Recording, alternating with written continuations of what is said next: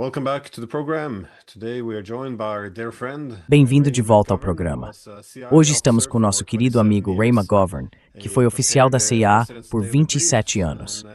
Ele preparava os briefings diários do presidente e presidiu as estimativas nacionais de inteligência.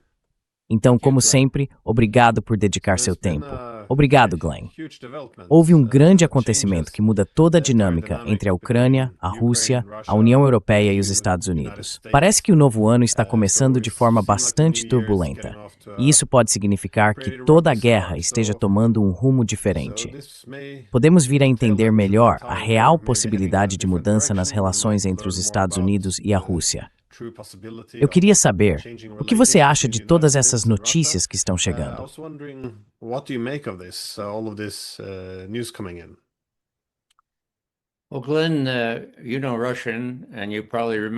Bem, Glenn, você sabe russo e provavelmente se lembra de que o próprio Lenin disse: a revolução avança em zigue-zagues.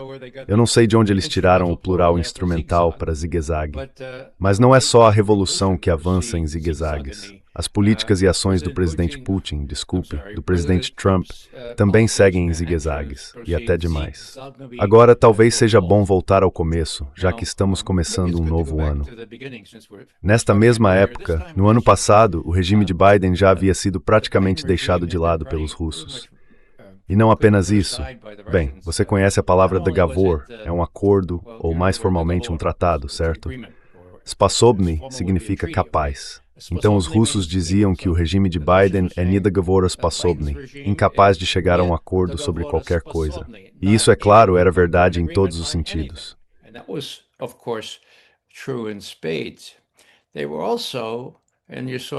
Eles também diziam, e você via isso com menos frequência, que razgovor significa conversa. Então, sem razgovor sposobny, eles nem eram capazes de manter uma discussão. Não havia contatos entre nossos diplomatas. A situação estava realmente ruim. E tivemos Ryabkov, o vice-ministro das Relações Exteriores, dizendo na semana passada que estávamos perigosamente próximos, o mais próximos em muito tempo, de uma guerra nuclear nos últimos meses do governo Biden. Então não eram apenas pessoas como nós ou Scott Ritter, os russos também tinham medo disso. Aí chega um novo presidente.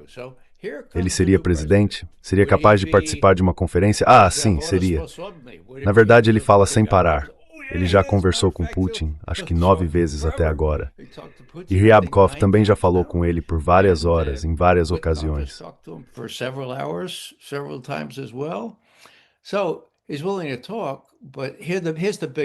Então ele está disposto a conversar.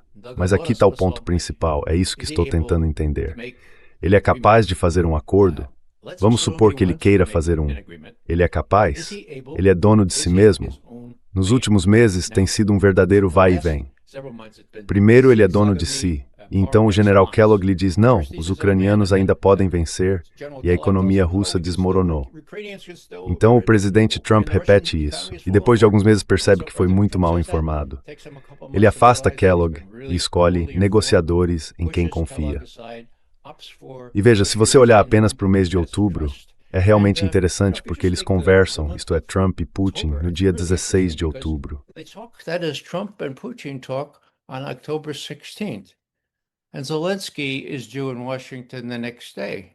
E Zelensky deve chegar a Washington no dia seguinte. E claramente Putin diz: olha, esqueça esses Tomahawks, não dê esses Tomahawks a ele. Isso seria realmente ruim.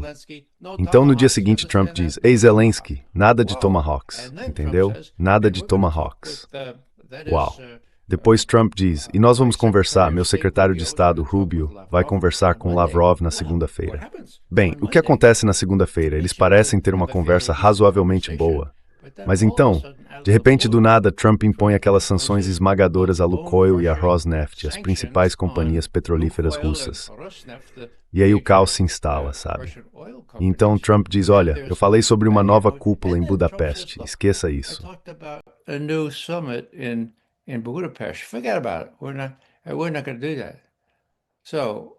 Nós não vamos fazer isso.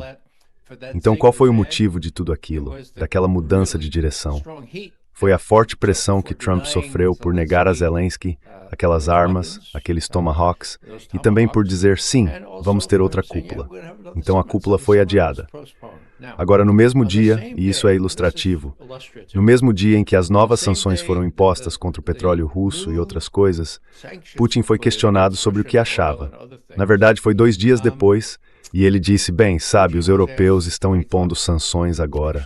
E veja, eles nos vendem vasos sanitários, e nós vendemos vasos sanitários para eles. E sabe, vai ser um movimento muito tolo da parte deles, porque se não mudarem sua política, vão precisar de todos os vasos sanitários que pudermos vender para eles, certo? They're going to need every toilet bowl that we can sell them, okay? Sort of a little laughter there. And then what happens? Um pouco de risadas ali. E então o que acontece?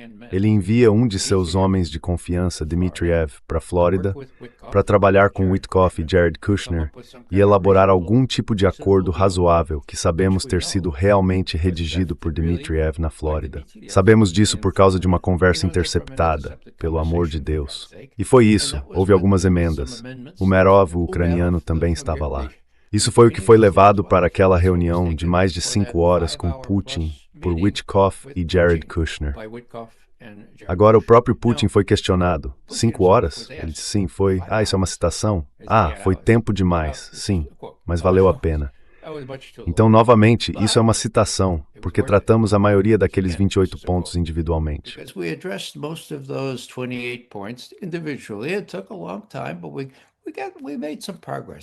Levou muito tempo, mas fizemos algum progresso. Certo.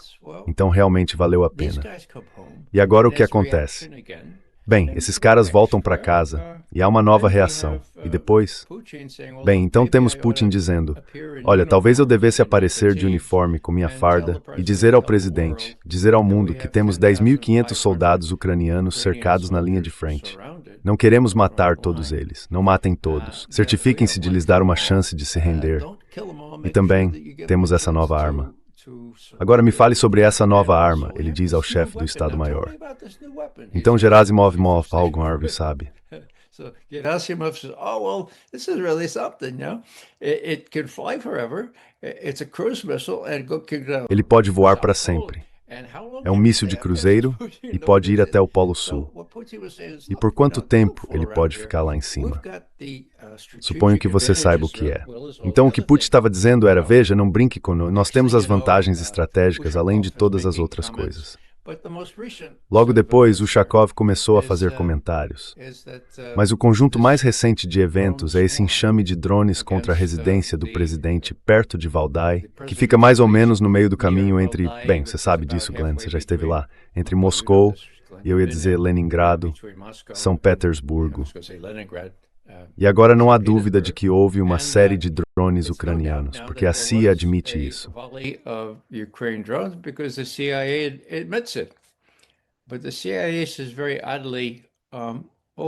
Mas a CIA diz de forma muito estranha.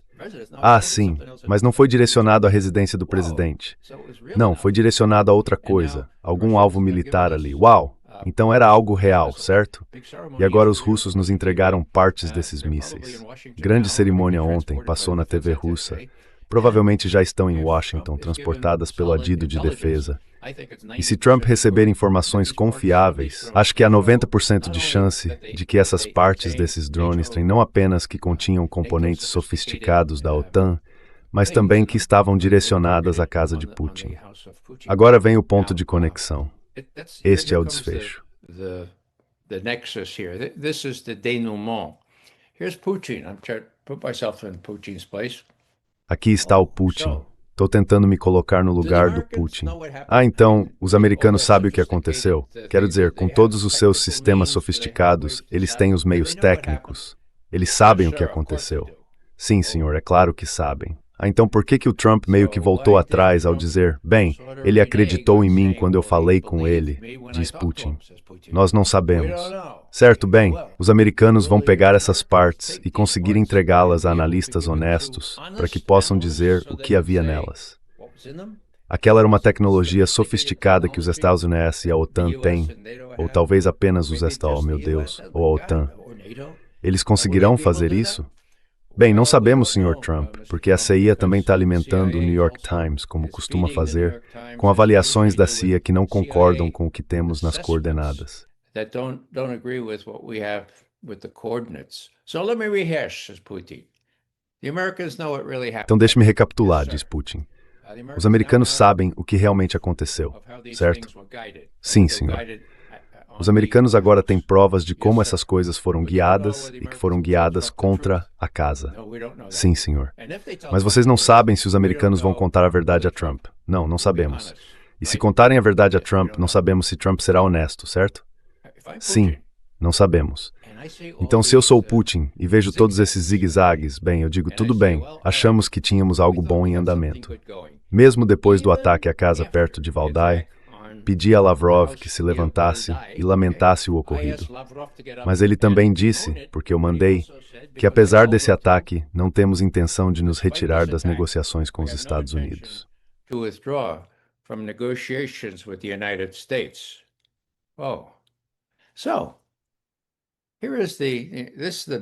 Então este é o ponto principal aqui.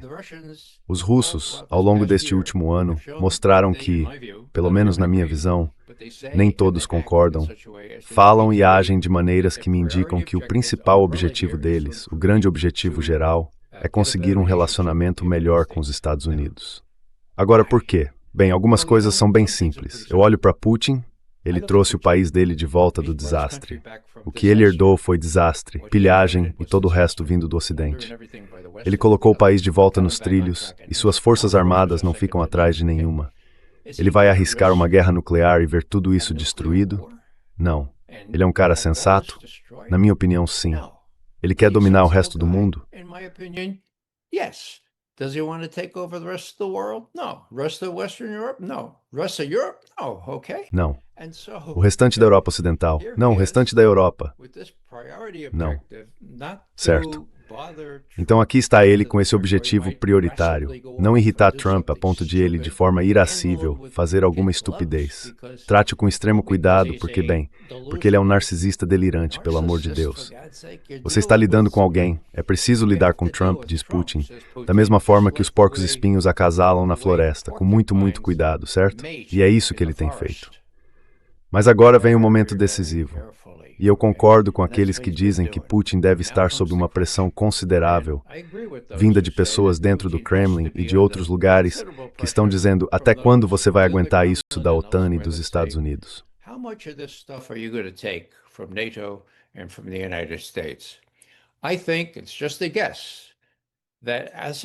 Acho, é apenas um palpite, que à medida que isso vier à tona, ficará revelado que havia tecnologia da OTAN envolvida nesses drones, que não se tratava necessariamente de tecnologia proprietária dos Estados Unidos, e que Putin tentará mais uma vez separar as relações entre os Estados Unidos e a Rússia, e as próprias negociações entre os dois países, dos desamparados europeus, que finalmente terão de perceber que não tem nenhuma carta nesse jogo. Eles não têm dinheiro, não têm tropas, e esperar pelo armamento norte-americano, que nem sequer podem pagar, é uma perda de tempo. Então acredito que Putin, e isso é um palpite, continuará dizendo que não é preciso fazer nada drástico. Vamos retaliar, faremos um por um na Ucrânia.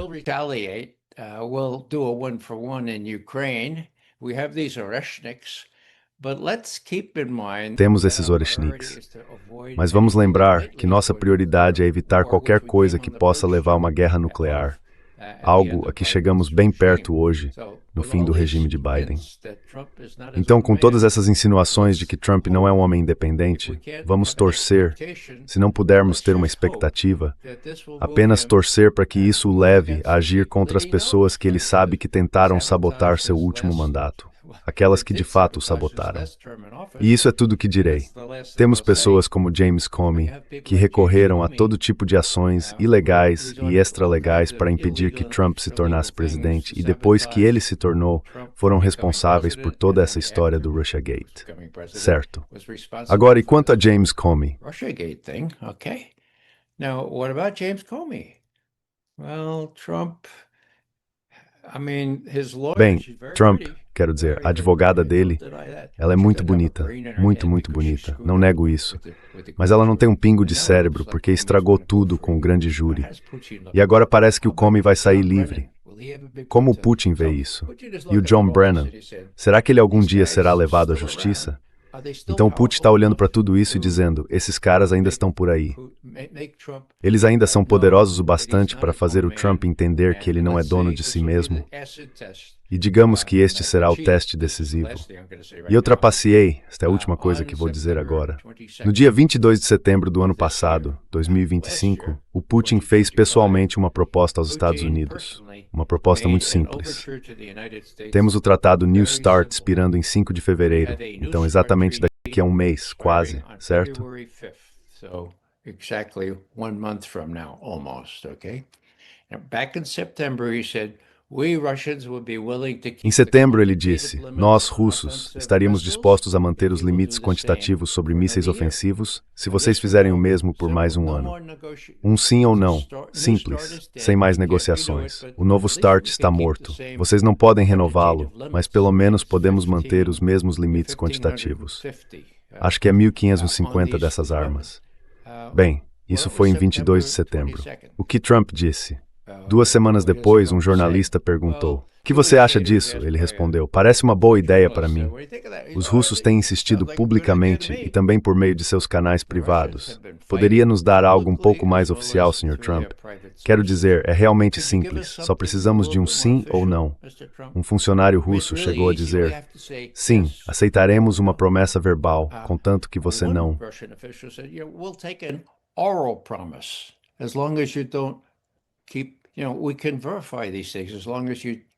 Podemos verificar essas coisas desde que você se mantenha dentro dos limites quantitativos. Trump não consegue fazer isso. Ele tem um mês restante. Isso é tanto um teste decisivo ou um teste de fogo, eu diria, quanto qualquer outra coisa. E se eu fosse o Putin, eu olharia para isso e diria, bem, se ele não consegue me dar um sim ou não sobre essa questão crucial de controle de armas, o único tratado que ainda temos, pelo amor de Deus, e ele expira em fevereiro, se ele não consegue dizer mais do que parece uma boa ideia para mim, se ele não consegue concordar simplesmente dizendo sim, bem, isso não mostra nada. Isso mostra, entre outras coisas, que ele não é dono de si mesmo e que teremos de nos desenvolver de acordo, fazer o que precisamos na Ucrânia, terminar esse trabalho, sem qualquer expectativa real de que Trump ou Witkoff ou até mesmo Jared Kushner pudessem, como esperávamos, entregar o que prometiam.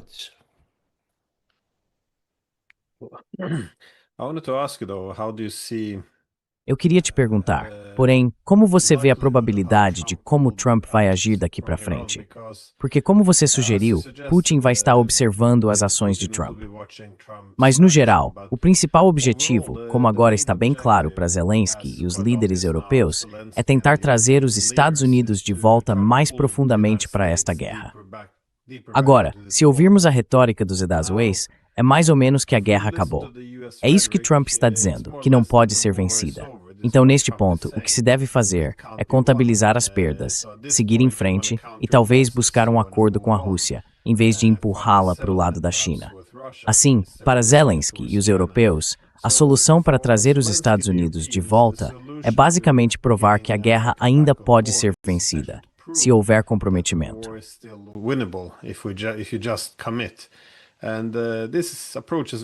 E essa abordagem é muito transparente. Se você lê qualquer jornal europeu, não importa de qual país seja, as manchetes são sempre as mesmas. O ataque espetacular da Ucrânia, veja como eles atingiram profundamente a Rússia, os russos são apenas um tigre de papel. E claro, os russos estariam supostamente perdendo centenas de milhares de soldados por ano. Quero dizer, todo esse jornalismo espetacular, digamos duvidoso, eles não estão informando, estão vendendo uma guerra. Eles não estão relatando sobre a guerra, o que é uma distinção importante. Mas em termos de ações que precisam ser tomadas, é importante que façam alguns movimentos dramáticos, ou seja, que escalem, para mostrar que a Rússia ainda pode ser sangrada até secar.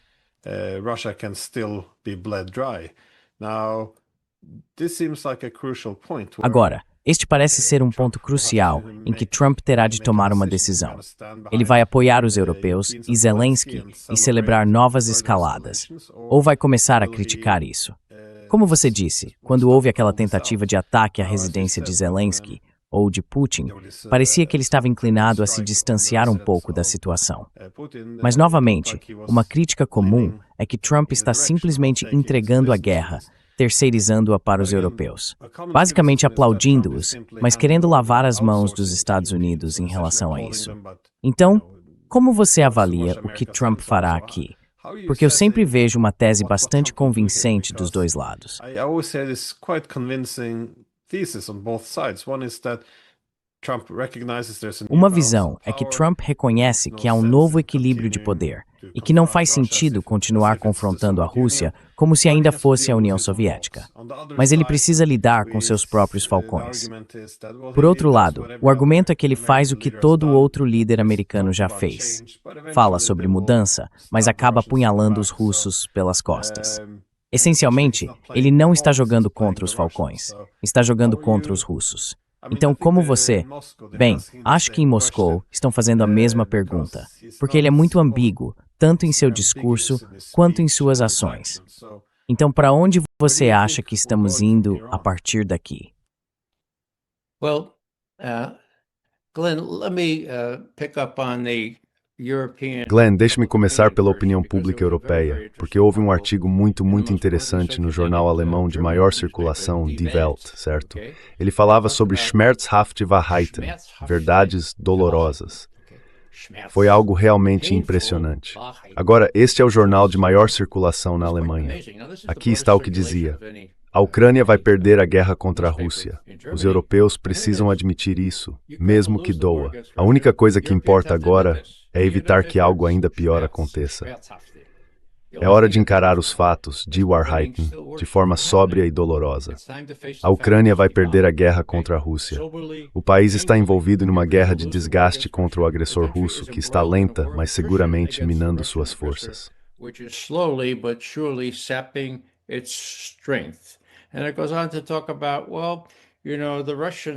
E continua falando sobre, bem, você sabe, os russos dizem que temem a Ucrânia e a OTAN.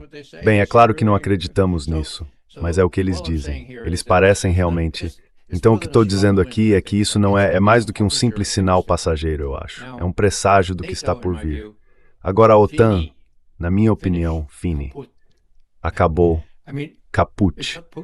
Quero dizer, foi o próprio Putin, em um daqueles longos discursos, que disse: olhem, a OTAN não é nada sem os Estados Unidos. A OTAN foi criada contra a Rússia, o inimigo. A Rússia não é mais o inimigo dos Estados Unidos. E então, quando ele viu expressões de confusão, disse: vocês não leram a nova estratégia de segurança nacional? Ela diz que somos parceiros, diz que podemos lidar uns com os outros. Não somos mais o principal inimigo, certo? Glavny vrag, the main enemy, okay? Now, if that's the case, what is NATO? Agora, se for esse o caso, o que é a OTAN? A OTAN estou parafraseando agora, mas a OTAN não é nada. E a União Europeia, pelo amor de Deus, toda essa história da tentativa de confiscar os ativos russos foi totalmente desacreditada e desmontada por várias pessoas que defenderam que era certo perante a lei. E pessoas como Ursula von der Leyen mentiram sobre tudo isso e tentaram empurrar a medida adiante. Então aqui está o Putin, recostado e dizendo: meu Deus, nós também ficamos surpresos com essa estratégia de segurança nacional, mas os Estados Unidos são bem duros com os europeus e não tão duros conosco.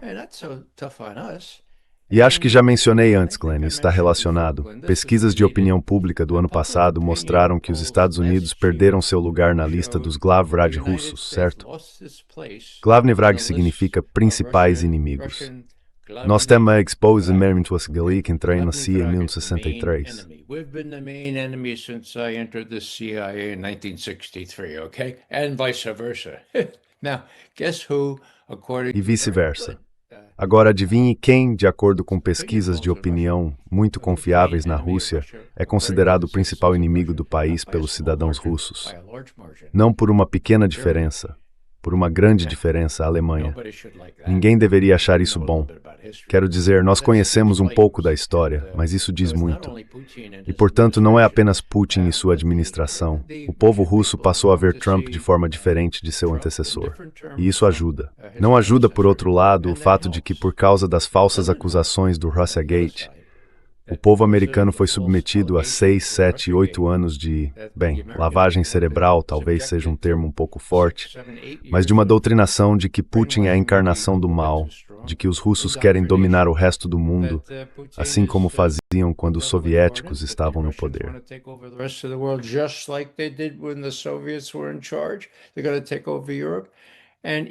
Eles vão tomar conta da Europa. E embora isso seja facilmente contestável, os americanos não estão entendendo isso. Eu adoro que alguns americanos nos vejam hoje, mas é um segmento muito pequeno da população. Então, por que isso é importante? Porque tem consequências. Se Trump, em sua sabedoria, ou em sua imprevisibilidade, ou em sua personalidade volúvel, decidir se vai enviar algumas tropas americanas para lá para monitorar o cessar-fogo, se houver um cessar-fogo na Ucrânia, a maioria dos americanos diria, é claro que temos que fazer isso com esses russos maus. Claro, vamos fazer isso. Então, do nosso lado, há muito aprendizado que precisa acontecer, certo?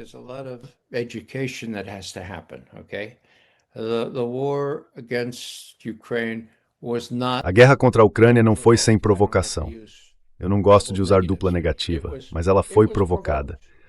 Na verdade, aqui nas minhas anotações, tem um artigo da revista Foreign Affairs, escrito por John Mearsheimer, que já participou do seu programa. Não sei se você consegue ver aqui, mas o título é Por que a crise da Ucrânia é culpa do Ocidente? As ilusões que provocaram Putin. Provocaram, certo? Qual é a data disso? 11 anos atrás. 11 anos atrás. Ele prevê, neste artigo, que se a OTAN continuar tentando fazer da Ucrânia um membro, a Ucrânia será destruída. John Mearsheimer, uma citação direta desse texto. Agora, ele não conseguiria publicar algo assim novamente, mas ele estava certo naquela época e continua certo agora.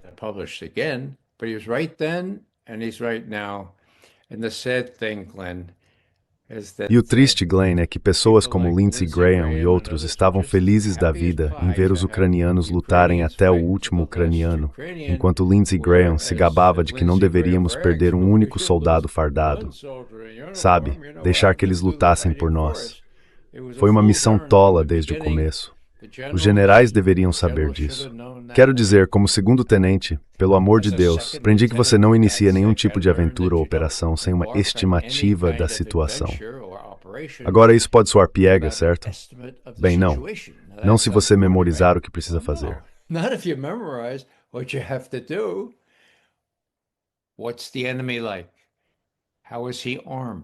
Como é o inimigo? Como ele está armado? Quantos são? Onde estão, certo? E por último, mas não menos importante, LOCs. Tente lembrar esse termo, LOCs. É a abreviação de linhas de comunicação e suprimento. Não tem nada a ver com salmão defumado e bagels. Agora, o general Milley, ou o general, ou o almirante, seja quem for, se eles acharam que poderiam enfraquecer a Rússia iniciando uma guerra e incentivando os ucranianos a lutar contra os russos, considerando o desequilíbrio entre os dois países em termos de população e capacidade de sustentar uma guerra, isso é loucura. Então o que eles fizeram foi recorrer a mentiras. Lembro-me de uma mentira em particular. Foi em dezembro de 2022, o primeiro ano da guerra, quando a diretora de inteligência nacional, Avril Haines, disse ao presidente Biden que os russos estavam ficando sem munição.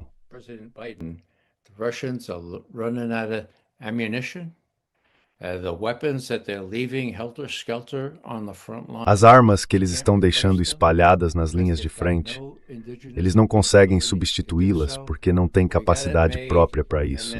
Nós estamos em vantagem. Então, em julho de 2023, Biden foi instruído a dizer a mesma coisa por seu diretor da CIA na época, Bill Burns. Putin já perdeu. Então eles estão recebendo informações de inteligência muito ruins. Se Trump consertou isso agora, depende de ele estar ouvindo Tulsi Gabbard, que é a nova diretora de inteligência nacional, com autoridade sobre todos os outros diretores, incluindo o diretor da CIA. Autoridade nominal, de qualquer forma. Assim, Trump tem um meio de obter conselhos sensatos, se quiser, mas não da CIA, porque se o New York Times ainda estiver representando o que houve da CIA, é uma perda de tempo.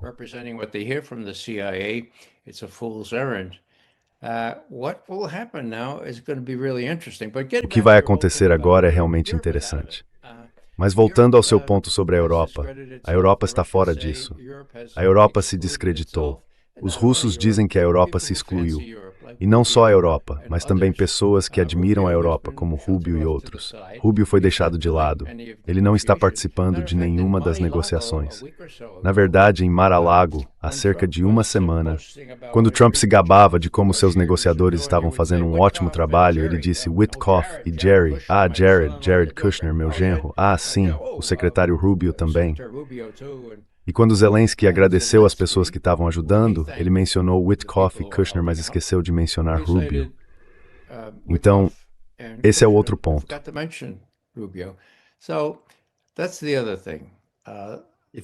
Se eu puder interromper, Ebbes chamou o general Keith Kellogg idiota, o que é um bom indicativo se eu torcendo pela paz. Eu me escato. Quem foi que se ligou?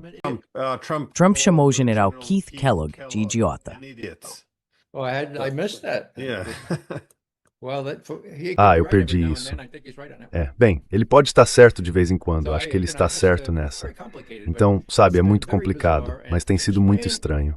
E para explicar o comportamento dos líderes europeus, é preciso olhar quem eles são. São burocratas de partido, subindo para cargos de topo sem muita experiência real. São políticos oportunistas e foram puxados para essa situação pelo Biden. Agora isso se tornou a guerra deles. Gastaram bilhões, seja em euros ou libras, para sustentar uma guerra cujo dinheiro deveria ter ido para serviços sociais, o Sistema Nacional de Saúde e outras coisas. Então agora estão muito vulneráveis se voltarem para o seu povo e disserem, bem, sabe, nós perdemos.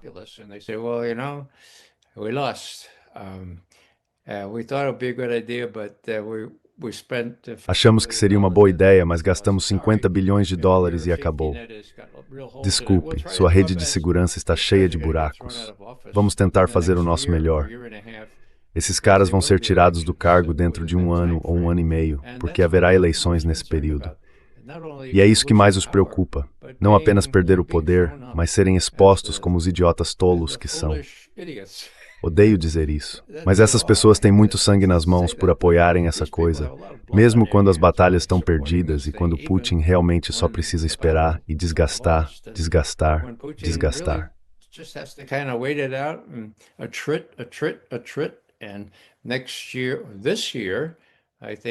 E no próximo ano, bem, neste ano, acho que veremos o desfecho final quando os ucranianos ficarem sem tropas. E o duplo objetivo de Putin estará meio alcançado, ou seja, a desmilitarização. A outra metade, a desnazificação, é um caminho bem mais difícil, mas veja, sem tropas, o que é o batalhão Azov, ou o que são os verdadeiros neonazistas lá em Kiev, o que eles vão fazer? Então acho que a questão é, bem, a pergunta é se Trump pode dar aos russos o tipo de... Bem, vou terminar com isso. O objetivo russo aqui não é apenas eliminar o exército ucraniano, mas conseguir algum tipo de acordo que impeça que isso aconteça novamente, certo? E isso provavelmente incluirá algum tipo de zona de amortecimento, não é?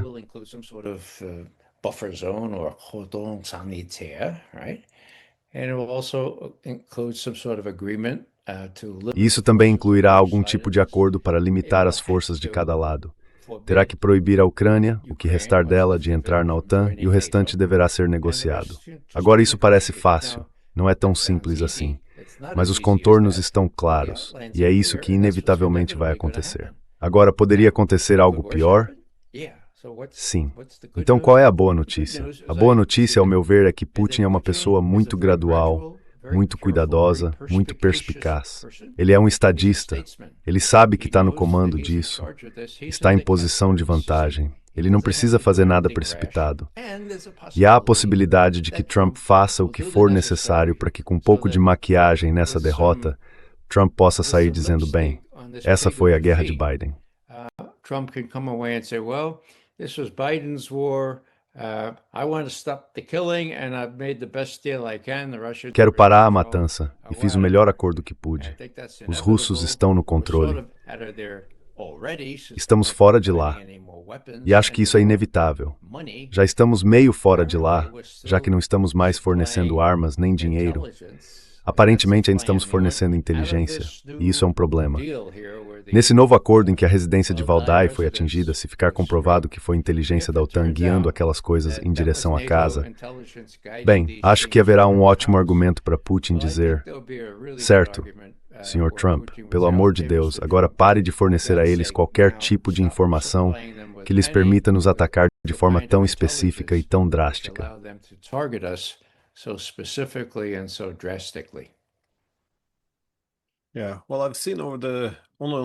É bem, eu vi nas últimas 24 horas muitos artigos de jornal, inclusive neste país, em que estão começando a reconhecer que a guerra não está indo como esperavam. E estão tentando explicar isso. Bem, de novo, tem que haver algum controle de narrativa. Então, essencialmente, o argumento é que todos os especialistas, todos os principais especialistas, talvez tenham se enganado. E para explicar o motivo, dizem que foi porque foram vítimas de pensamento ilusório, o que é uma forma elegante de dizer propaganda de guerra vil e censura. Mas acho que eles também precisam maquiar esse porco. E sobre o tema de nunca permitir que isso aconteça de novo, esse tem sido o argumento o tempo todo, inclusive no artigo de 2014 do Mearsheimer ao qual você se referiu.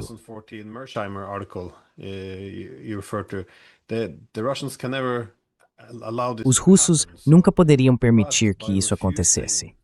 Mas ao se recusar a fazer qualquer acordo com os russos, acordos nos quais eles sintam que a OTAN não vai tentar usar a Ucrânia como um intermediário, a garantia de que isso nunca mais acontecerá terá que vir por meio do poder militar. Isso significa tirar da Ucrânia uma grande parte de seu território, destruir sua infraestrutura, destruir seu exército. Quero dizer, será algo muito brutal o que acontecerá com a Ucrânia se não houver um acordo na mesa. Mas isso ocorre novamente por causa de nossos, digamos, mídia e políticos que têm sido vítimas de pensamento ilusório. Nem sequer podemos apresentar esse argumento sem sermos chamados de fantoches do Kremlin. Eu queria te perguntar sobre isso. Posso só comentar a respeito? Could I just comment on that? Go ahead. I think the background of all this Sim, por favor, vá em frente. Acho que o pano de fundo de tudo isso é, mais uma vez, o fato de que os Estados Unidos não estão na OTAN da mesma forma que costumavam estar. Agora, o que uso como prova disso? Na última cúpula da OTAN, Trump chegou um pouco atrasado. Você deve se lembrar disso, Glenn. E por fim, o chefe da OTAN, Mark Rutte, disse: o papai chegou. Entre, papai. Não foi nosso momento mais orgulhoso. Agora, você sabe o que é um caloteiro? É um pai que não paga mais pensão alimentícia, certo? E é isso que o papai acabou se tornando. Ele disse aos europeus: olhem, vocês fizeram a minha guerra, já gastamos muito dinheiro, agora é com vocês, por favor. E o que os europeus fazem? Tentam roubar fundos russos para isso, certo? Então mostraram-se completamente ineptos.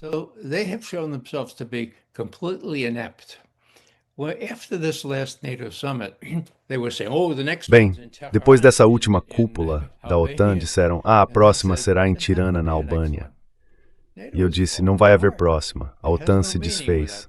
Ela não tem significado sem os Estados Unidos. E como eu costumo dizer, é meio irônico que tenha sido preciso o Putin para apontar isso aos europeus com aquele grande discurso há apenas uma semana.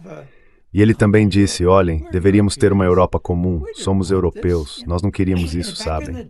Antigamente, havia verdadeiros profissionais, verdadeiros estadistas, como Egon Bahr. Egon Bahr, ninguém sabe quem é Egon Bahr, eu sei quem ele é.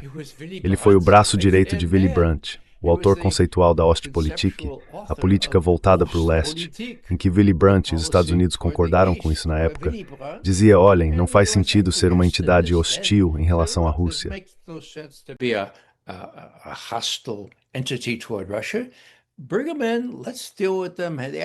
Tragam-nos para dentro, vamos lidar com eles. Afinal, eles têm todo tipo de coisa boa de que precisamos. Gás e petróleo barato, sabe? Então aqui está o próprio Putin dizendo: por que vocês não podem? E então ele cita Helmut Kohl, pelo amor de Deus, o chanceler da Alemanha na época. Essas pessoas todas achavam que a Rússia tinha que fazer parte da Europa, simplesmente por causa do que a Rússia tem a oferecer à Europa. De qualquer forma, vai ser realmente interessante. Os europeus vão sofrer ainda mais agora, já que os preços do gás e do petróleo dispararam. E os líderes vão ter que explicar isso. E não há uma explicação real, exceto, bem, acreditamos nos americanos que eles poderiam vencer aqui e apenas fizemos o que o Biden nos disse para fazer. E sinto muito, mas isso não vai funcionar.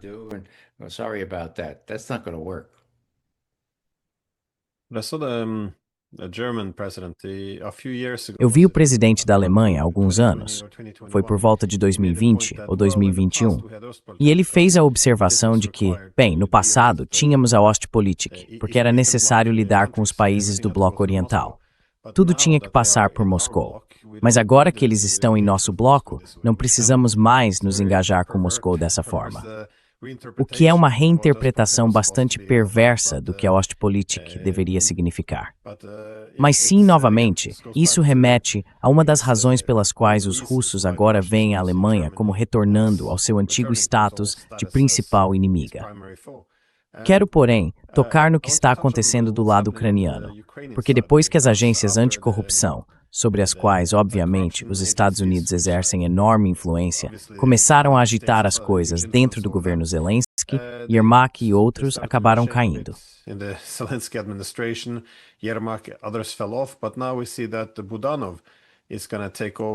Mas agora vemos que Budanov vai assumir esse cargo. Ele parece, bem, não quero exagerar nos elogios, mas ele parece bem mais esperto em comparação com muitos outros da administração. O que você acha que essa nova reorganização vai significar, ou o que ela representa, em termos da competição interna por poder dentro da Ucrânia? Porque Zelensky não tem mais tanto. Bem, seu poder foi enfraquecido. Se houvesse uma eleição presidencial, pessoas como Budanov provavelmente seriam alternativas mais populares. Eu digo se houver uma eleição, e não quando. Mas o que você acha dessa nova reorganização dentro do governo ucraniano? Porque Budanov é uma das pessoas que, no passado, indicou que vamos perder isso. Então talvez devêssemos tentar fazer um acordo para salvar o que pudermos da Ucrânia.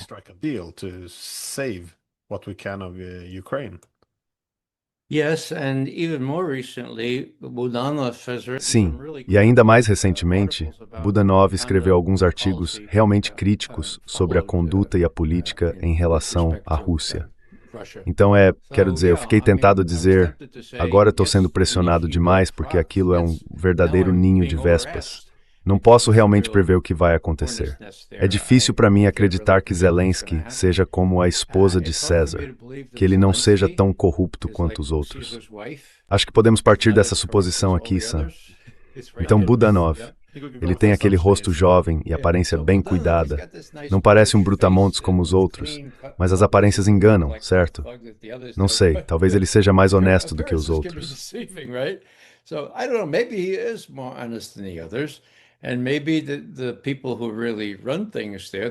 E talvez as pessoas que realmente mandam lá, os britânicos e os americanos, pudessem dizer, bem, aqui está um cara que parece um pouco mais decente. Mas Zaluzhny agora ele é outro que está de volta. E acho que o ponto principal, e eu gostaria de saber mais sobre isso, o ponto principal é, qual é o histórico dessas pessoas, desses possíveis sucessores com os nazistas, os neonazistas?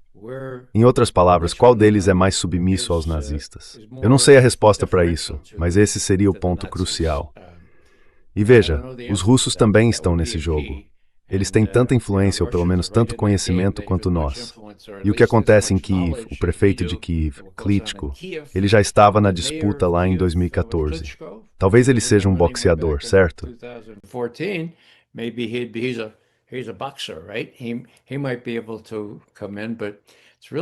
Ele talvez consiga entrar, mas é realmente difícil prever. E talvez isso nem importe tanto, porque quando tudo isso desabar, não vai sobrar muita coisa. E quem estiver no comando terá de se submeter aos acordos, sejam eles quais forem, à medida que forem sendo definidos, com sorte, antes que tudo desmorone. Uma coisa a observar é Odessa. Agora, talvez eu já tenha mencionado isso no seu programa antes, mas Odessa é uma cidade russa, meu Deus. Quero dizer, Odessa foi fundada por Catarina Grande. E Catarina Grande, bem, ela libertou, ela conquistou todo aquele território. Os russos não querem obliterar Odessa. Eles estão destruindo muitas das linhas de comunicação e abastecimento que levam a Odessa. Mas será que eles negociariam?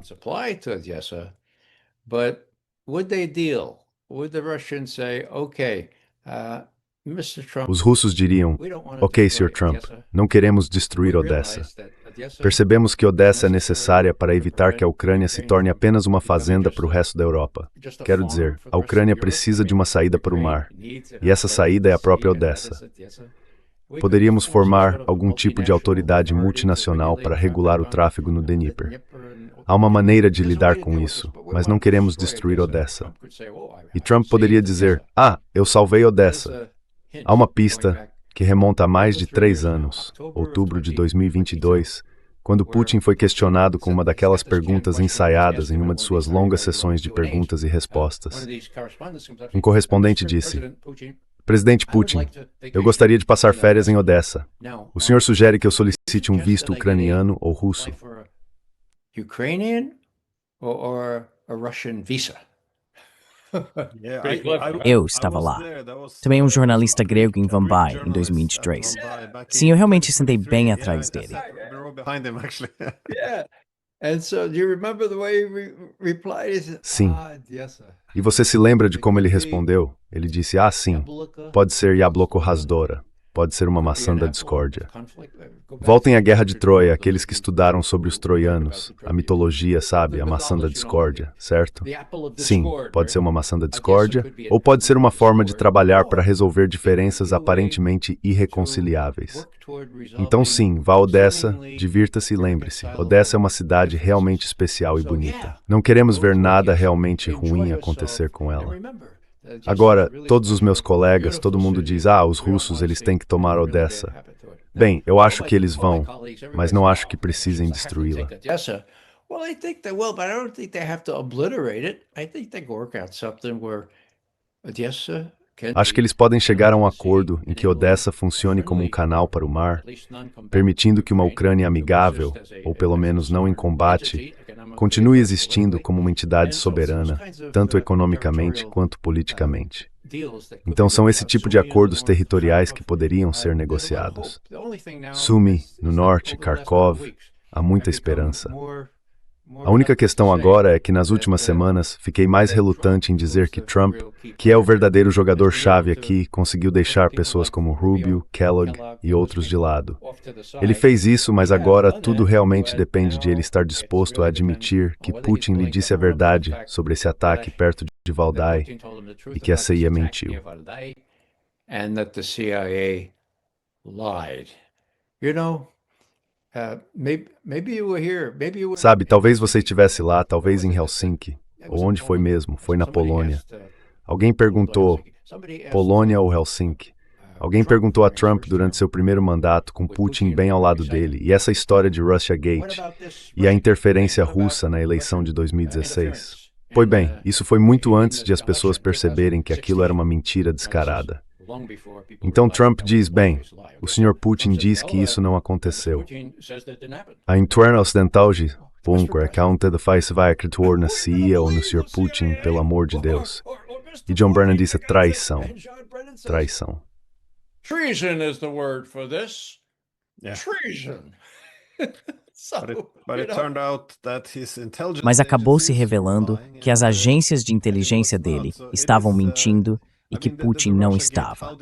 Então é isso. Quero dizer, o caso da Russiagate, o modo como foi simplesmente varrido para debaixo do tapete depois de ser exposto como uma farsa, é algo realmente extraordinário.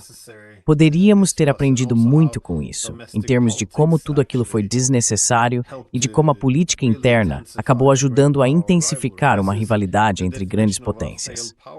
Isso é, em certa medida, a definição de uma potência fracassada.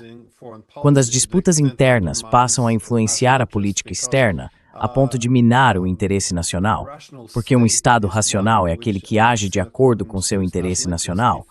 Se você permite que as brigas domésticas ditem a política externa, não se trata de um Estado falido, mas de um Estado irracional. Esse é um caminho muito perigoso de seguir. Mas em vez de tirar uma lição disso, Elon acabou nam pracomoy. Fibes extensible diferentes versões.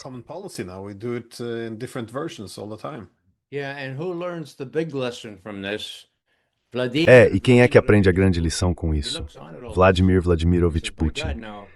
Ele olha para tudo isso e diz, meu Deus, agora Trump já foi presidente por um ano inteiro. Ele tentou levar James Comey, chefe do FBI, culpado como pecado, comprovadamente culpado a julgamento, e estragou tudo. Mandou uma mentirosa qualquer que não sabia exercer a advocacia. Ninguém foi responsabilizado. John Brennan, o Congresso recomendou que ele fosse indiciado, mas nada aconteceu. Então, ponto principal aqui, se eu me colocar no lugar de Putin, é que esse cara, o Trump, fala alto e parece bem intencionado, mas não é dono de si mesmo.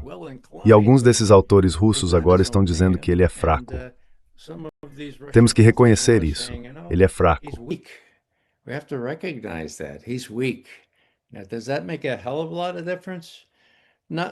Agora, isso faz uma grande diferença. Não no curto prazo, apenas no longo prazo, nos próximos 3 anos, porque Putin quer algo maior do que apenas o fim da guerra com a Rússia, tendo tomado os territórios que já possui, e talvez mais. Eles querem algo mais amplo. Eles querem algo do qual os Estados Unidos façam parte, para poderem dizer, bem, os Estados Unidos e nós concordamos que nossos interesses centrais russos, serão respeitados. E não temos um tratado, mas temos um acordo de cavalheiros. Temos várias coisas que podem ser verificadas, que limitam o número de forças, e temos mecanismos que vamos estabelecer para discussões mútuas, a fim de acalmar essa situação.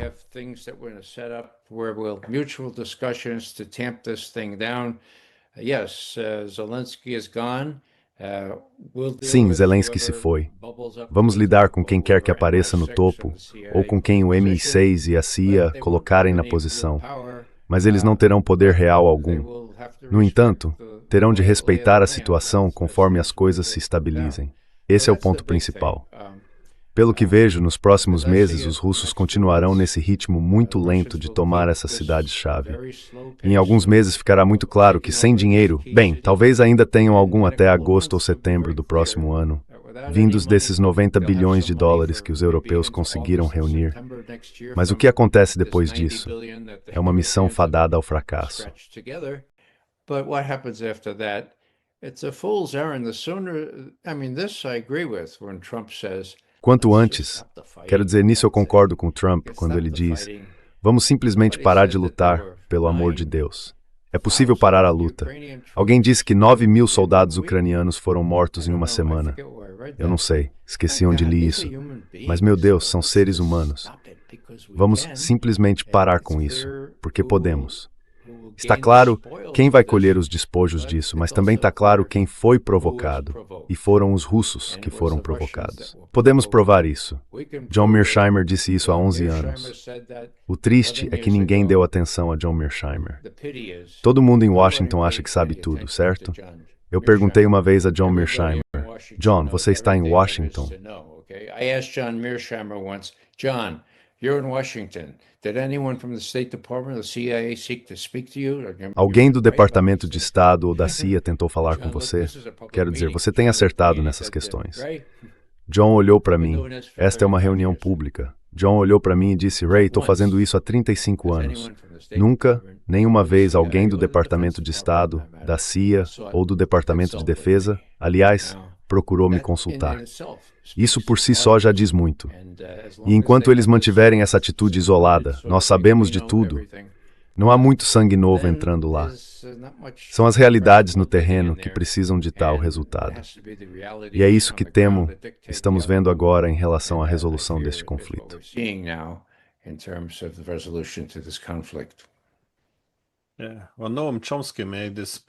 Bem, Noam Chomsky fez esse ponto uma vez, que não é que todas essas pessoas precisem ser instruídas sobre o que fazer, os jornalistas, os políticos.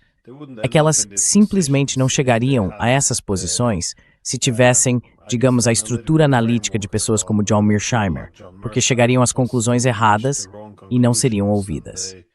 Em vez disso, como eu disse antes, recebemos essa mensagem de choque do tipo, acontece que todos os nossos especialistas de destaque estavam errados.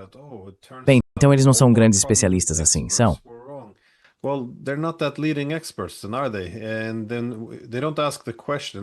E então eles não fazem a pergunta, e quanto a todas as pessoas que acertaram, os Mearsheimers e outros, por que ainda não estão ouvindo essas pessoas? Eles continuam ouvindo as mesmas pessoas de sempre. Quero dizer, foi a mesma coisa na época da invasão do Iraque. Todas aquelas pessoas que erraram continuaram boiando no topo da privada, como se não houvesse consequência alguma. E as pessoas que acertaram continuaram canceladas. Não é uma meritocracia em termos de quem acerta. É apenas sobre quem é leal ao poder, eu acho. Yeah, and I think the power comes from what Eisenhower Sim, called the e acho que o poder vem do que Eisenhower chamou de complexo militar industrial que agora controla a mídia. Vamos ser honestos sobre isso. Aqui vai uma pequena cena que nunca vou esquecer. Em maio de 2006, consegui um ingresso para um teatro fechado, onde Rumsfeld, então secretário de Defesa, estava falando sobre o Iraque e tudo mais. Naquela noite, eu mesmo estava recebendo um prêmio da União Americana pelas Liberdades Civis, então pensei, bem, vou lá. Grace, ele passou e tem passado uma pergunta. Perguntar se o destruição a seis. And I asked him about weapons of mass destruction. Why did he say they were there? And he said, I never said they were there. Por que ele disse que eles estavam lá? E ele disse, eu nunca disse que eles estavam lá. Claro, eu apontei citando, eles estão por aqui. Então eu disse, bem, e quanto aos laços entre Al-Qaeda e Saddam Hussein? Ah, bem, nós sabemos disso. Em outras palavras, foram 4 minutos realmente bons de glória para esse cara. Eu, pessoalmente. Início da tarde, então passou na TV, eles tinham a C-SPAN, então deu para expor esse sujeito. Agora, enquanto eu me preparava para esse jantar em que eu também ia falar, alô, Sr. McGovern, aqui é, como é o nome dele? Um bonitão da CNN? Anderson? Não. Anderson? Não. Pode repetir? Yeah, this is Anderson. What's his first name? É. Qual é o primeiro nome dele? É Anderson. Anderson Cooper. É isso mesmo, só isso, cara, Anderson Cooper. Ah, você é uma grande estrela aqui em Atlanta. Eu gostaria de tê-lo no meu programa esta noite, mas antes preciso lhe fazer uma pergunta. Você não ficou com medo? É, eu meio que fiquei em choque também. E eu disse, bem, não. Na verdade, não fiquei. Aí pensei, espera um segundo. Anderson Cooper, herdeiro da fortuna da família Vanderbilt, bonitão da CNN ganhando milhões de dólares por ano. Ele tá me perguntando se eu fiquei com medo. Então eu disse, certo, Ray, manda ver. E falei, não, Anderson, vou ser honesto com você. Eu estudei todas essas questões e aprendi quais perguntas fazer. E quando você faz uma pergunta de verdade, é uma sensação incrível. É realmente uma sensação incrível. It's really a high. It's really a high. So, I don't recommend it to you, Anderson. Então veja bem, eu não recomendo isso a você, Anderson. Pense em algumas perguntas de verdade para fazer a pessoas como o Rumsfeld quando tiver a chance. Você vai ver que é muito gratificante, dá uma sensação incrível. Ele disse, bem, obrigado, Sr. McGovern. Vou pedir para o meu pessoal entrar em contato com o seu pessoal. Eu disse, não faça isso. Por quê? Eu não tenho pessoal, nenhum, é só me ligar aqui. Então eu vou ao programa, essa é a última parte. Eu vou ao programa, qual é a primeira pergunta que ele me faz? Sr. McGovern, aquilo foi uma bela performance com o Rumsfeld, o senhor não ficou com medo? Quer dizer, o cara não tinha noção do que um jornalista deveria fazer. E lá estava eu fazendo isso, e ele disse, uau, na verdade, eu teria medo de fazer isso, sabe? Então esse é só um pequeno exemplo em que pessoalmente eu vi que esses caras realmente têm medo. É por causa do dinheiro?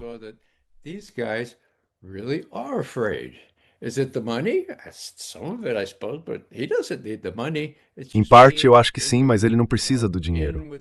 É só por estar no grupo, sabe? Estar entre as pessoas que dizem, Saddam Hussein teve um papel no 11 de setembro e Saddam Hussein ia conseguir armas nucleares. Quero dizer, só porque todo mundo diz isso. Essa é a parte triste. E tenho que dizer, quando você menciona jornalistas, houve 2 que acertaram. Eu acertei porque alguns dos meus amigos conversaram com eles por fora, certo? Isso já não é mais segredo. Uma amiga minha tinha uma mesa bem em frente ao escritório do Rumsfeld. Ela via quem entrava e saía e conversou com essas 2 pessoas do Knight Ridder. Não, era do McClatchy. Bem, primeiro Knight Ridder, depois McClatchy. 2 grandes jornalistas. Há um filme sobre isso chamado Shock and Awe, dirigido por Rob Reiner. Certo, então aonde quero chegar com isso? So, what am I getting at? I'm just Eu só. Vamos ver, Rob Reiner. A ideia de que você pode denunciar essas coisas. Ah, sim, bem, é verdade. Aqueles dois jornalistas que foram homenageados, sabe? Depois que tudo acabou, houve cerimônias relutantes, pequenas. Certo, você acertou. Aqui vai um pequeno Oscar para você, algo assim. Por quem eles estão trabalhando agora? Um trabalha para Reuters e escreve porcaria, coisas da CIA. E o outro, acho que também trabalha para Reuters ou para algum desses outros lugares. E sabe, é só uma questão de sustento, eu acho. Você tem que escrever esse tipo de coisa. Esses caras são inteligentes demais para se alimentar desse lixo que recebem, e mesmo assim escrevem. E um deles disse quando eu reclamei, bem, se você tivesse passado os últimos meses na Ucrânia, veria a coisa de um jeito bem diferente.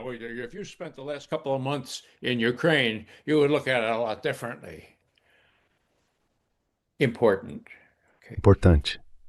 Certo. No meio jornalístico, costumávamos chamar isso de Berlinite. Então você fica em Berlim, não pode ir a lugar nenhum e acaba tendo uma visão limitada de como o mundo é, nada muito além daquele ambiente. Você fica na Ucrânia e é exposto a tudo aquilo que o cerca, ou faz investidas com tropas iranianas contra esses russos sem fé. Então isso é outra coisa. Berlinite. Quando você vai para um país, vive lá e meio que não consegue pensar em muito além daquele país. Um amigo meu, ex-amigo, ainda amigo, passou por isso. Por isso o jornalismo é realmente importante. Como você sabe, não se trata tanto dos professores. Existem bons professores por aí. Um dos meus favoritos é Geoffrey Roberts. Se você ainda não o convidou para o seu programa, deveria.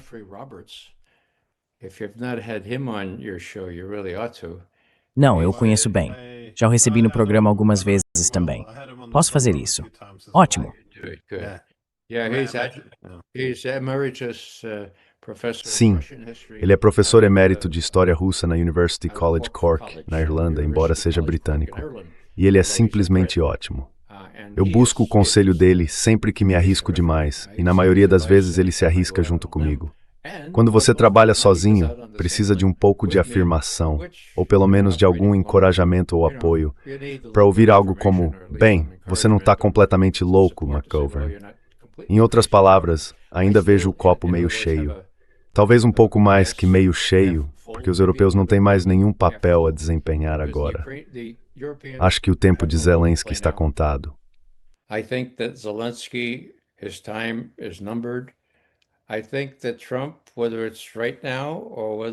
Acho que Trump, seja agora ou nos próximos meses, vai ter que lidar com o fato de que ou não haverá acordo sobre a Ucrânia, e nesse caso ele vai parecer um verdadeiro perdedor, mesmo que culpe tudo em Biden, ou haverá um acordo e ele poderá dizer, bem, conseguimos o melhor acordo possível.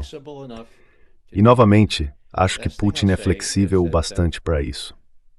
A última coisa que vou dizer é que quando Anchorage foi criado, talvez você se lembre disso, no início de agosto de 2025, Trump estava em apuros. Ele estava ameaçando impor sanções devastadoras à Rússia e não queria fazer isso. E também à China e à Índia. Então o que ele fez? As sanções deveriam entrar em vigor em cerca de 5 dias. Faltando 3 dias, ele envia Witkoff a Moscou. O que vamos fazer? Witkoff conversa com Putin por 4 horas. O que saiu disso? Agora nós sabemos.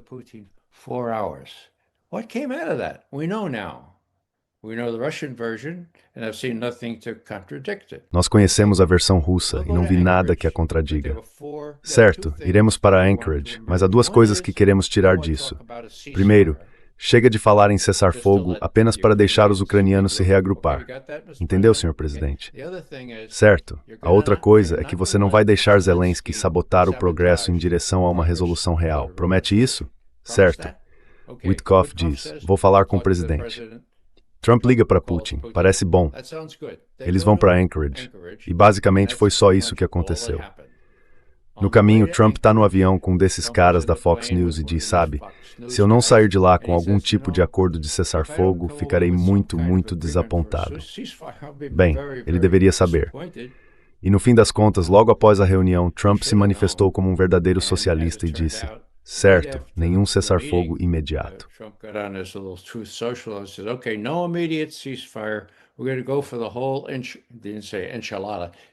Nós vamos seguir com tudo.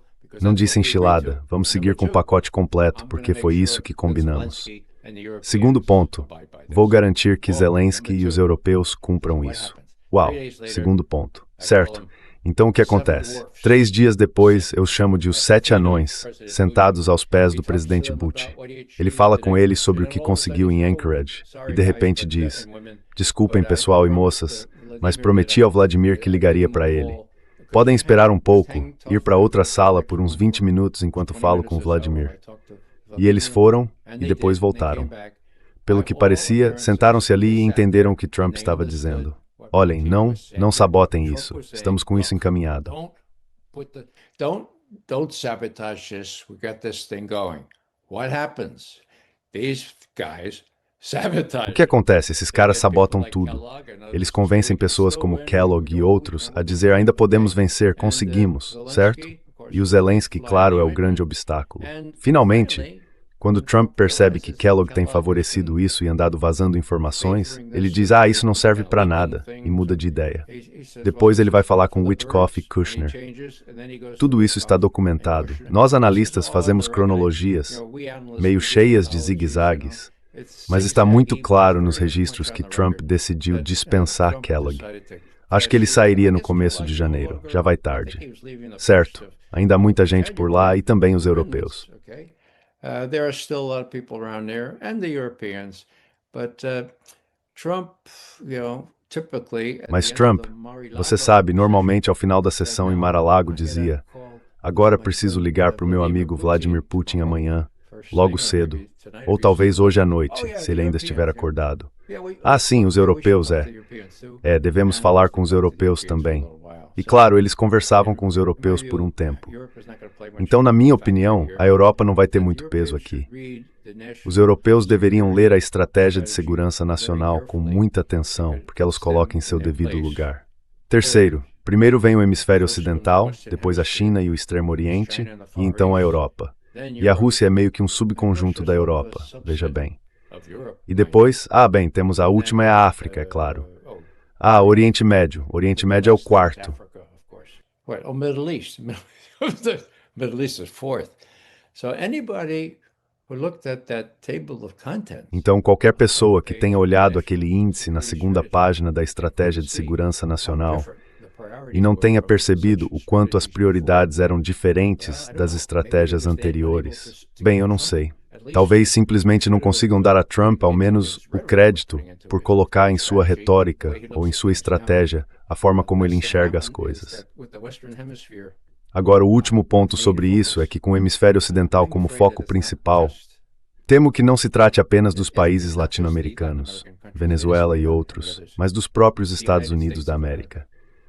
Acho que Trump quer ter tropas suficientes disponíveis bem perto, não na Europa, não na Ásia, para poder usá-las em cidades que ele considera desleais ou problemáticas.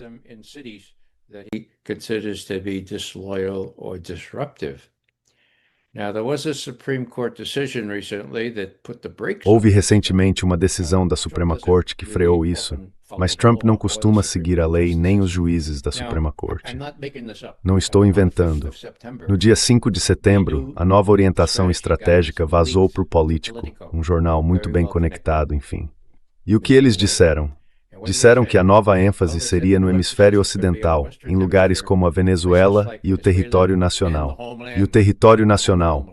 Precisaríamos ter tropas prontas para serem mobilizadas dentro do país caso fosse necessário, certo? Agora, isso desapareceu na orientação final porque ela foi direcionada ao exterior.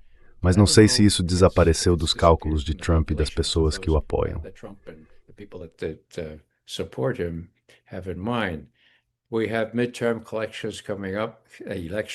Temos as eleições de meio de mandato chegando em novembro e depois, claro, as eleições presidenciais em 3 anos. Por que isso? É realmente sobre a Venezuela ou também sobre a necessidade de ter, como a Político relatou, sim, citando aquele sujeito Elbridge Colby, que antes era um verdadeiro falcão em relação à China. Agora a China, podemos lidar com eles de uma forma diferente. Então qualquer pessoa que olhe para aquela diretriz de segurança nacional, apenas as prioridades listadas no índice, e não perceba que houve uma mudança estratégica real, pelo menos no papel, está perdendo a oportunidade e incapaz de ver o quanto mudou nesse um ano em que Trump aprendeu várias lições. in this one year where Trump learned several lessons. 2025 was an incredible Sabe, year. 2025 foi um ano incrível. Bem, se você pensar no começo do ano, Biden ainda estava na Casa Branca. O quanto, não apenas os Estados Unidos mudaram, mas o mundo inteiro. Parte disso, é claro, não teve relação com o que aconteceu nos Estados Unidos, mas fez parte da mudança mais ampla no equilíbrio de poder. Enfim, obrigado por dedicar seu tempo. Algum pensamento final? Thank you for taking time. Any last thoughts? Yeah, one last thought. When you talk about crucial points, último I think pensamento. September the 3rd. Quando você fala sobre pontos cruciais, eu penso em 3 de setembro. Agora você se lembra que esse foi o dia da vitória sobre o Japão. Eles o celebraram em Pequim com um enorme desfile, dignitários representando cerca de metade do mundo. Não sei se Trump foi convidado ou não, mas minha impressão é que Trump olhou para tudo aquilo e disse: "Meu Deus, veja só, russos e chineses estão mais unidos do que nunca. A maior parte do mundo tem essa coisa chamada BRICS em andamento. O dólar está em apuros. Talvez devêssemos fazer o que Ronald Reagan fez lá nos anos 1980. E direi isso muito brevemente. Quando os Estados Unidos sofreram uma derrota real, com 241 fuzileiros navais mortos em um ataque à bomba aos seus alojamentos no Líbano, Reagan teve uma decisão a tomar. O que ele fez? Reagan had a decision to make. What did he do? Should he escalate or should he do something else? Ele deveria escalar o conflito ou fazer outra coisa. Ele decidiu fazer outra coisa. Retirou os fuzileiros navais e recebeu muitas críticas. Você é fraco, você é fraco. Então ele disse: bem, tenho que fazer algo. O que eles fizeram? Invadiram a ilha de Granada, a apenas alguns quilômetros da costa da Venezuela. Veja bem.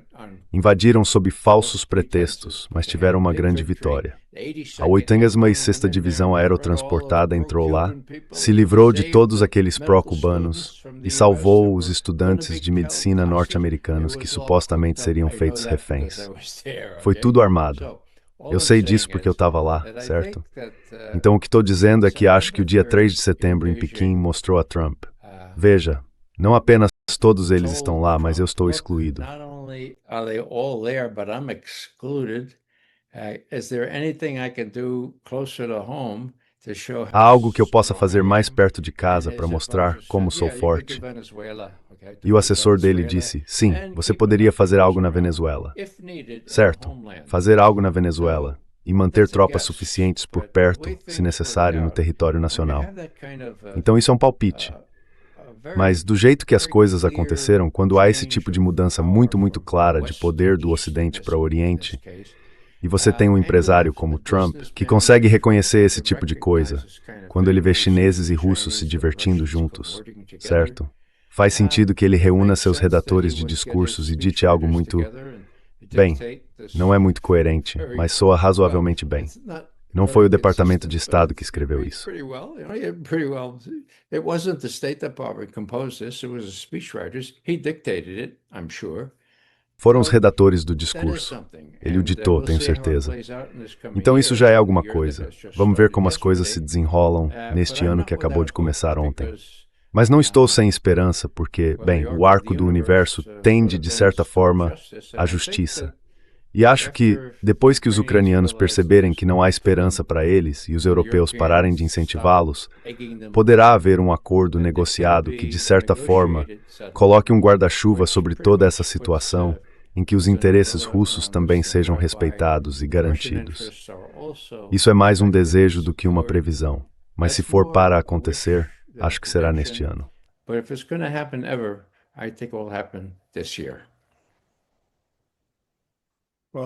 Bem, raramente terminamos em um tom otimista, então vou aceitar isso. E muito obrigado por dedicar seu tempo. Obrigado, Glenn. Thank you, Glenn.